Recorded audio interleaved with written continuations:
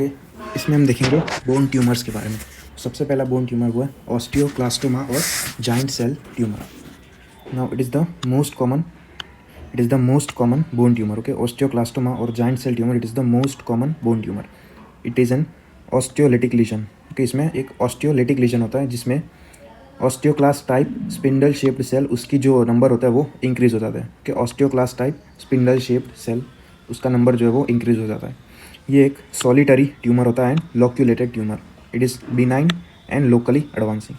It is benign tumour and locally advancing. तो ये उसका इंट्रोडक्शन हो गया। उसके बाद पैथोलॉजी। जब हम हिस्टोपैथोलॉजिकल एग्जामिनेशन करेंगे तो हमें क्या क्या देखने को मिलेगा। एक undifferentiated spindle shaped cell. Okay, undifferentiated spindle shaped cell. अब ये जो स्पिंडल शेप्ड सेल होता है यही ट्यूमर सेल्स होता है, यही प्रोलिफरेटिव कंपोनेंट होता है इन द ट्यूमर।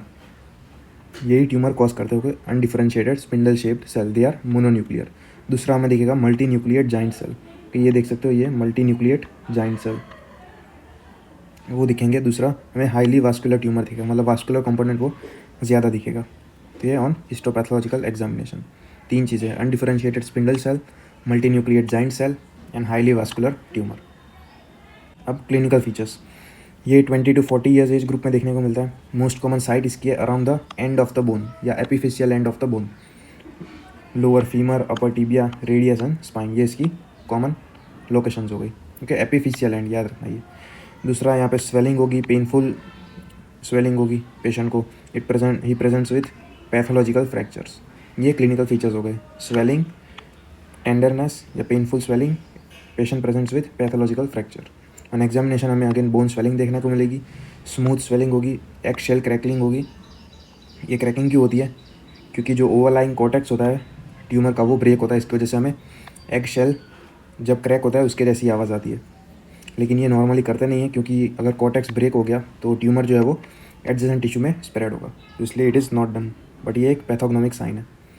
उसका दूसरा टेंडर स्वेलिंग होगी, ये एग्जामिनेशन की फाइंडिंग्स होगी। फिर डायग्नोसिस में जॉइंट इन्वेड नहीं होगा, जो एडजेसेंट जॉइंट होता है वो इन्वेड नहीं होगा, कैप्सूल जो होता है वो भी पियर्स नहीं होगा। डायग्नोसिस हम करेंगे बाय एक्सरे, जहाँ पे हमें सोप बबल अपीयरेंस दिखेगा in the epiphyseal area. Okay, this is the soap bubble appearance in the epiphyseal end of the long bones. दूसरा ये 20 to 40 एज ग्रुप में होता है।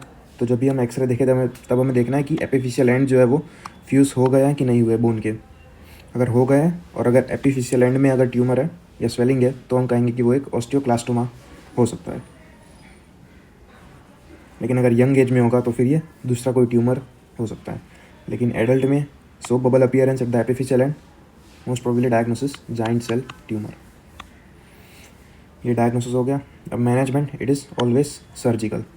मैनेजमेंट में हम करेंगे एक्सिजन ऑफ द ट्यूमर। लेकिन एक्सिजन ऑफ ट्यूमर से क्या होता है, जो फंक्शनल इम्पेयरमेंट होती है वो लॉस हो जाती है, या जो फंक्शनलिटी होती है वो लॉस हो जाती है। तो इसकी वजह से हम excision of tumour plus reconstruction करेंगे।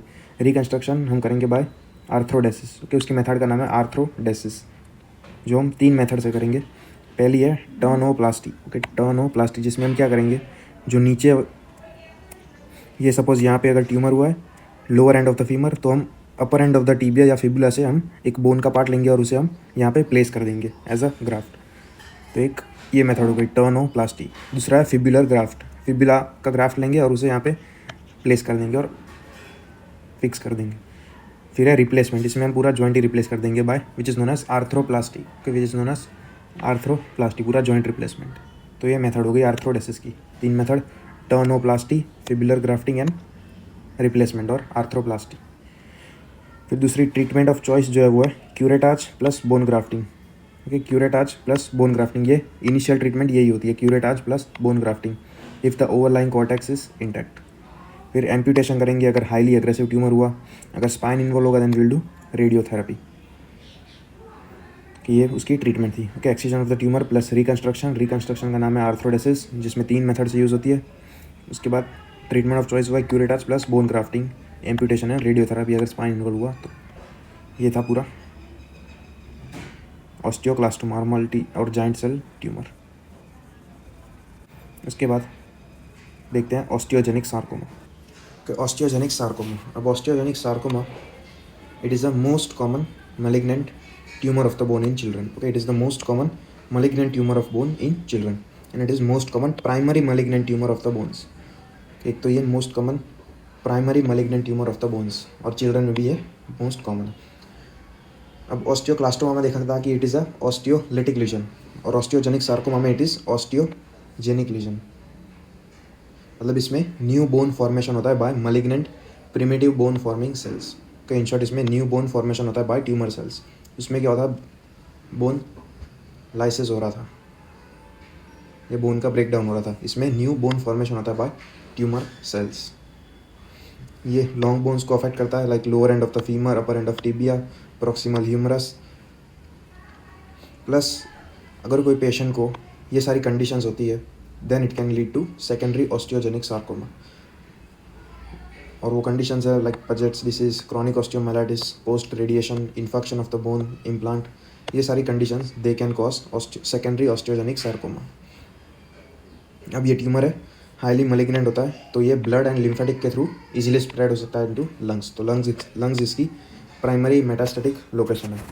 अब ये यंग एज में भी होता है और ओल्ड एज में भी होता है. अगर यंग एज में हुआ then it is mostly primary. Okay, then it is mostly primary tumour, क्योंकि यंग एज में बोन ग्रोथ होती रहती है ड्यूरिंग एडोलेसेंस. तो अगर उस टाइम पे अगर म्यूटेशन हो गया in P53 gene and RB gene then it can lead to oncogenesis and tumour form हो सकता है. लेकिन ओल्ड एज में ये मोस्टली सेकेंडरी होता है. ये सारी कंडीशंस की वजह से होता है सेकेंडरी ट्यूमर. तो यंग में प्राइमरी होता है ड्यू टू बोन म्यूटेशन और ओल्ड एज में it is secondary due to this conditions. फिर अगर हिस्टोपैथोलॉजिकल एग्जामिनेशन करेंगे तो उसमें हमें high amount of osteoid cell जो कि बोन फॉर्मिंग सेल होती है, cartilaginous component and vascular component, ये तीन चीज़ें हमें देखने को मिलेगी. Okay, increase number of osteoid cell, cartilaginous component and vascular component.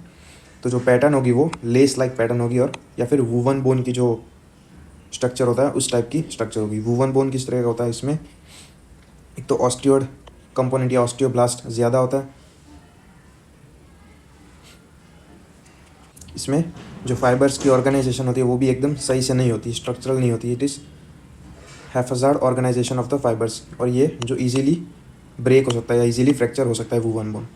Lamellar bone कैसा होता है, इसमें रीमॉडलिंग हुई होती है और वहाँ पे लैमेला मतलब लेयर्स के फॉर्म में अरेंजमेंट हुई होती है कोलेजन्स की. तो इसकी वजह से इसकी स्ट्रेंथ जो होती है लैमेलर बोन की वो ज़्यादा होती है, वूवन बोन में कम होती है, वो वीक बोन होता है.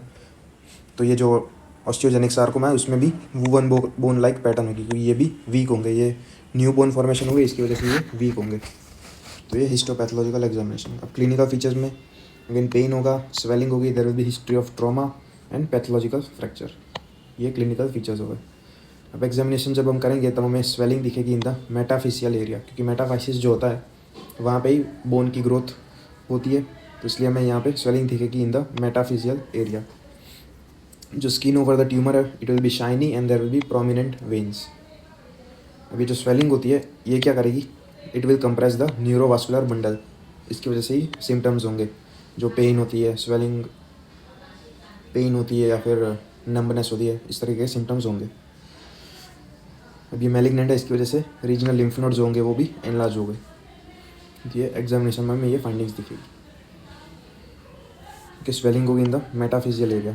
ये याद रखना इंपॉर्टेंट पॉइंट. फिर रीजनल लिम्फ नोड एनलार्ज होंगे, स्किन ओवर द ट्यूमर वो शाइनी एंड प्रोमिनेंट वेन दिखेगी. अब एक्सरे जब हम करेंगे तब उसमें हमें इरेगुलर डिस्ट्रक्टिव बोन लीजन देखने को मिलेगा. Okay, irregular destructive bone lesion. दूसरा हमें एक पेरीऑस्टियल रिएक्शन देखने को मिलेगा. अब ये पेरीऑस्टियल रिएक्शन क्या होता है, it is a response to any stimulus. अब ये स्टिम्युलस हो सकता है या तो ट्यूमर हो या फिर कोई इन्फेक्शन हो या फिर कोई ड्रग्स की वजह से हो, जिसमें होता क्या है सब पेरीऑस्टियम न्यू बोन फॉर्मेशन होता है. तो इसकी वजह से क्या होता है, जो पेरीऑस्टियम होता है वो लिफ्ट हो जाता है थोड़ा सा. ये सपोज बोन है ये और ये पेरीऑस्टियम है, यहाँ पे सब पेरीऑस्टियम न्यू बोन फॉर्मेशन हुआ तो ये जो पेरीऑस्टियम है वो थोड़ा सा लिफ्ट हो जाएगा. तो ये हमें देखने को मिलता है इन ऑस्टियोजेनिक सार्कोमा, पेरीऑस्टियल रिएक्शन. दूसरी एक साइन है कॉडमैन्स ट्रायंगल. कॉडमैन्स ट्रायंगल जो क्या होता है, it is triangular area of सब पेरीऑस्टियल न्यू बोन सीन. ये इमेज है, यहाँ पे देख सकते हो एक ट्रायंगुलर एरिया के फॉर्म में न्यू बोन फॉर्मेशन हुआ है, तो इसे कहते हैं कॉडमैन्स ट्रायंगल. तो दूसरा है सनरे अपीयरेंस और sunburst appearance. Which is tumour grows rapidly into the soft tissue. Okay, ये ट्यूमर देख सकते हो यहाँ पे, tumour grows rapidly into the adjacent soft tissue.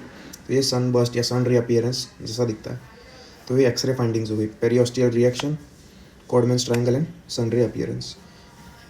फिर जो सीरम ALP होगी वो एलिवेटेड होगी। कंफर्म करेंगे हम by taking biopsy. Diagnosis is confirm by biopsy. Chest x ray करेंगे to check for metastasis.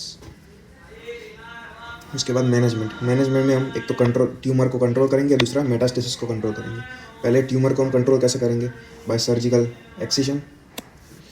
Excision, amputation और डिसआर्टिकुलेशन, प्लस हम प्रोस्थेसिस प्रोवाइड करेंगे ताकि पेशेंट की जो रिहेबिलिटेशन है वो अच्छे से हो सके।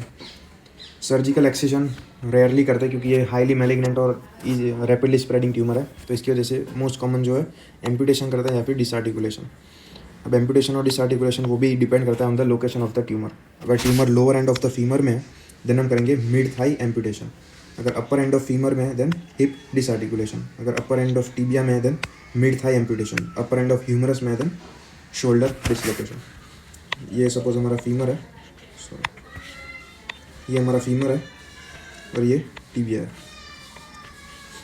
अगर ट्यूमर हुआ at the lower end of femur और upper end of the tibia then हम करेंगे मिड थाई एम्प्यूटेशन। लेकिन अगर upper end of the femur में हुआ देन हम करेंगे हिप डिसआर्टिकुलेशन। वैसे ही ह्यूमरस में भी अगर अपर एंड में हुआ देन शोल्डर डिसआर्टिकुलेशन।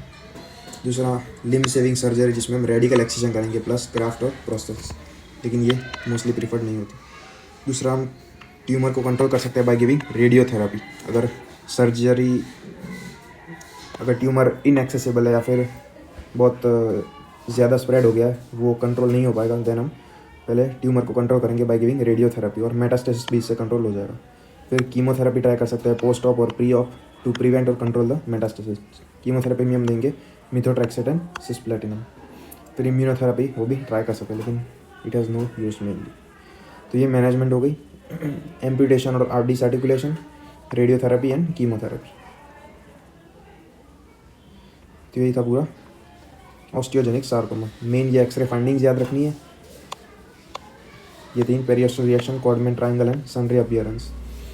डायग्नोसिस कंफर्म करेंगे बाय बायोप्सी। उसके बाद ये यंग एज में प्राइमरी होता है, ओल्ड एज में ये सेकेंडरी होता है। सेकेंडरी होता है ड्यू टू दिस कंडीशंस। इसका मेटास्टेटिक साइट है वो है लंग्स। फिर इसकी पैथोलॉजी याद रखनी है। बस यही था osteogenic sarcoma. Okay, next tumour is Ewing sarcoma. It is a small round blue cell tumour. कि ब्लू सेल ट्यूमर क्यों कहते हैं वो बाद में देखो। It is a small round blue cell tumour. It arises from the neuroectoderm. Okay, इससे ये पता चलता है कि ये यंग एज में ज़्यादा कॉमन है। अब ये अराइज करता है फ्रॉम द मेड्यूलरी कैविटी। ये जो बोन होता है, ये बोन होता है, इसके अंदर यहाँ पे मेड्यूलरी कैविटी होता है, तो यहाँ से अराइज करता है from the medullary cavity. It is the second most common malignant tumour in the children. Age group is 10 to 20 years. अब it affects the diaphysis of the long bones. बाकी सारे जो ऑलमोस्ट ट्यूमर थे वो या तो एपिफेशियल एंड या फिर मेटाफाइसिस को अफेक्ट कर रहा था, लेकिन ये ईविंग सार्कोमा ये diaphysis of the long bones या फिर शाफ्ट होता है लॉन्ग बोन का, उसको अफेक्ट करता है in femur, tibia and humerus. Genetic component ये अगर याद रहे तो ही सही है, वरना कोई प्रॉब्लम नहीं। Translocation of gene from 11 to 22 number. जो प्राइमरी न्यूरोएक्टोडर्म में ट्यूमर होता है सबका कॉज यही होता है। दूसरा एक्सप्रेशन ऑफ MIC2 जीन और CD99 gene. It is specific for ईविंग sarcoma. तो ये इंपॉर्टेंट पॉइंट है, एक्सप्रेशन ऑफ MIC2 एंड और CD99 जीन। अब ये ट्यूमर अराइज करता है फ्रॉम द मेड्यूलरी कैविटी। ये आगे स्प्रेड होगा, कॉर्टेक्स जो होगा वो रप्चर करेगा, तो उसकी वजह से पेरियोस्टल रिएक्शन होगा, तो subperiosteal new bone formation, then periosteum will be elevated. दूसरा ये रप्चर, कॉर्टेक्स को रप्चर करके ये सॉफ्ट टिश्यू इन्वेजन भी कर सकता है, तो इसकी पैथोजेनेसिस हो गई कि देयर इज सब पेरियोस्टियम न्यूबोर्न फॉर्मेशन। तो इसमें भी कॉडमैन ट्रायंगल देखने को मिल सकता है। पैथोलॉजी इसमें हमें small round cells with central clear cytoplasm ये देखने को मिलता है, which gives a pseudo rosette appearance. कि ये स्मॉल राउंड ब्लू सेल्स देखने को मिलते हैं, इसमें इनमें there is clear cytoplasm, minimal and clear cytoplasm. कि इसमें मिनिमल साइटोप्लाज्म होता है, इसलिए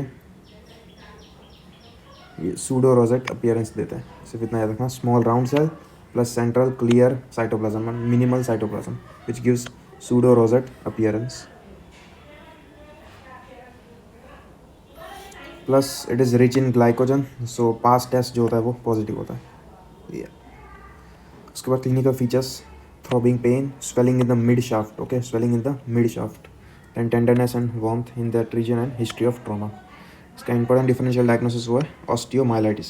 कि ऑस्टियोमाइलाइटिस में अगर क्रॉनिक होगा देन साइनस देखने को मिलेगा, सिक्वेस्ट्रम जो डेड बोन फॉर्मेशन होता है वो, एक्सरे हमें स्क्लेरोजिंग एक सिक्वेस्ट्रम देखने को मिलेगा और उसके आसपास हमें स्क्लेरोज्ड बॉर्डर देखने को मिलेगी, वाइट बॉर्डर। तो ये इंपॉर्टेंट डिफरेंशियल पॉइंट्स हो गए। फिर उसके बाद एक्सरे जब करेंगे तब हमें cortical destruction plus new bone formation in layers which will give onion peel appearance. इसमें देख सकते हो ये न्यू बोन फॉर्मेशन हो रहा है इन द लेयर्स, जो दे रहा है ऑनियन पील अपीयरेंस। तो it is seen in Ewing sarcoma but is also seen in malignant lesion chronic myelitis, osteomyelitis. तो ये ऑनियन पील अपीयरेंस हो गया, ये देखने को मिलता है। इसके बाद management, Ewing sarcoma is highly radio sensitive tumour. जैसे ही हम रेडियोथेरेपी करेंगे इमीडिएटली ट्यूमर जो है वो मेल्ट होना स्टार्ट हो जाएगा। तो it melts quickly, it is highly radio sensitive tumour. तो इसकी ट्रीटमेंट में हम ट्यूमर कंट्रोल करने के लिए हम रेडियोथेरेपी देंगे और मेटास्टेसिस कंट्रोल करने के लिए हम कीमोथेरेपी देंगे। तो रेडियोथेरेपी देंगे to control the tumour, radiotherapy 6000 rads, then chemotherapy देंगे टू कंट्रोल द मेटास्टेसिस और VAC regime, vincristine, adriamycin and cyclophosphamide. दूसरा फिर सर्जिकल एक्सिजन भी कर सकते हैं, जिसमें हम पहले प्री ऑप कीमोथेरेपी देंगे, then surgical excision and then post op chemotherapy. तो ये management of Ewing sarcoma. Important point ये है कि ये it is highly radio sensitive tumour. बाकी ट्यूमर जितने रेडियो सेंसिटिव नहीं थे उनमें सीधी सर्जिकल ट्रीटमेंट ही करनी पड़ती थी। तो ये था पूरा ईविंग सार्कोमा।